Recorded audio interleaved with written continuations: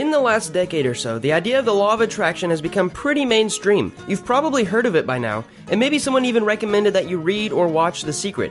If you haven't heard of the law of attraction or could use a refresher, no worries. We'll be going over all the basics today, starting with what it is. The law of attraction is said to be a force that is at work at all times, attracting the things that we focus on into our lives. Essentially, it boils down to like attracts like. That means if you have a positive mindset, you attract good things into your life, and if you have a negative one, it's less favorable things that you attract.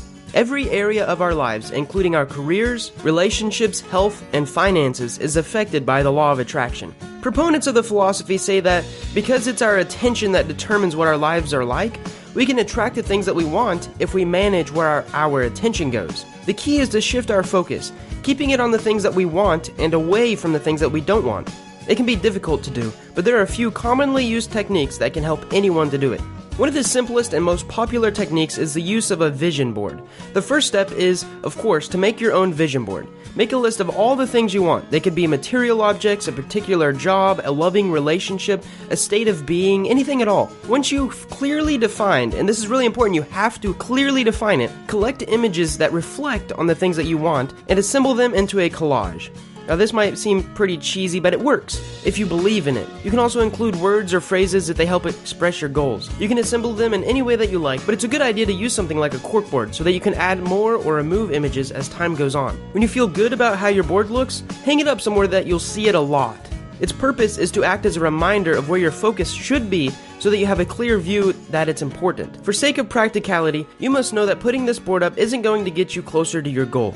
It's the fact that it will influence you that is important. Now, every time you see the board, take a minute and think of the things on it, and imagine how it would feel to already have those things. Feel happy, feel excited, feel grateful. Deciding on what you want to have formed an intention, but the emotion tied to the intention is a huge part of attracting what you want. Placing your focus without putting energy behind it basically leaves it dead in the water. Affirmations are another way to help you shift your focus. Affirmations are phrases that reinforce positive feelings and help you stick with a new mindset. So, for example, if you've been sick but you want to get healthy, try saying an affirmation like, "My body is strong and resilient."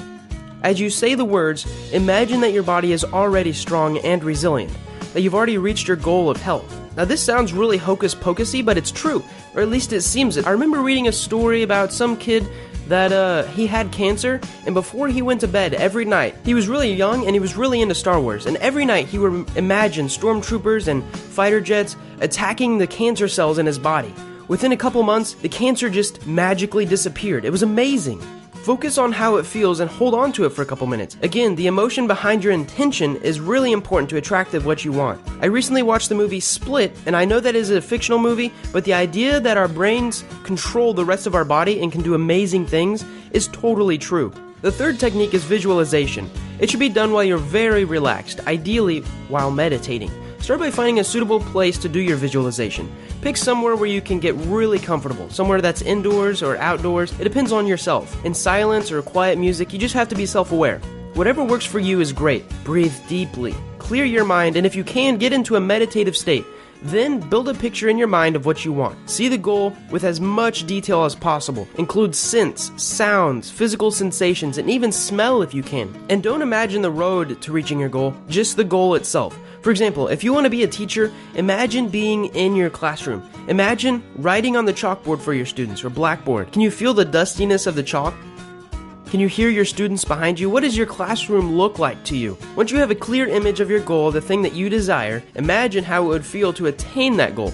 Hold on to the joy, confidence, pride, comfort, and other positive feelings that come up and affirm them that that's what you want to attract. Now, while you're going through this process of realigning your thinking, there are a couple of things to keep in mind. One is to make sure that your focus is on the positive of what you want to do, as opposed to what you don't want. So, returning to the health example, focus on becoming healthy, not on overcoming illness. Focus on do's instead of don'ts. If you focus on overcoming illness, the idea of illness is still included with your focus, which could attract more of it. So keep the subject what you want to make sure you're not accidentally attracting the opposite. Just like Improvement Pills video on the same topic, I highly recommend you go watch it. It was amazing. I loved it.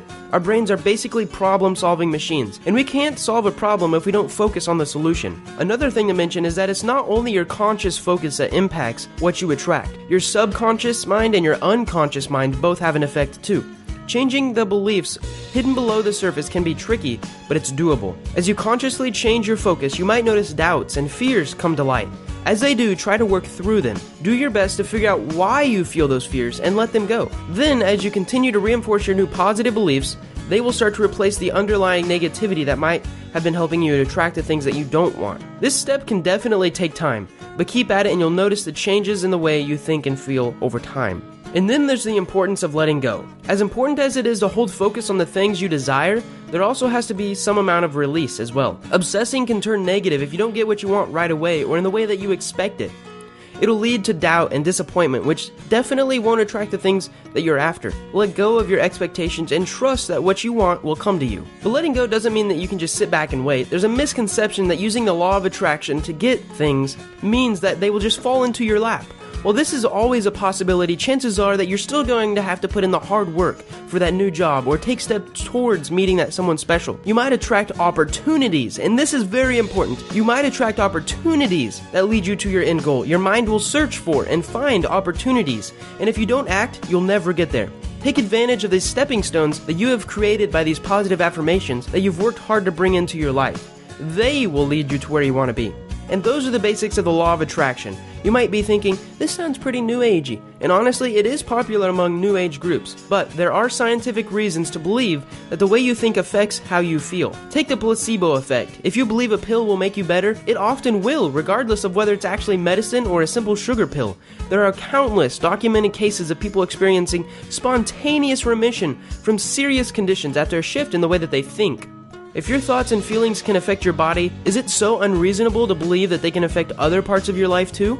I hope this helped you give an accurate idea of what the law of attraction is and how people claim it can be used to achieve their goals. If there's something you want to change about your life, why not try out some of the techniques covered in this video and just see what happens? Just experiment. This is the #1 rule that I found out in life that works amazingly. Take something, test it for a while, and if it works, keep using it.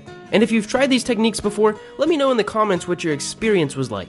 I hope you guys enjoyed this video, and if you want more videos like this, subscribe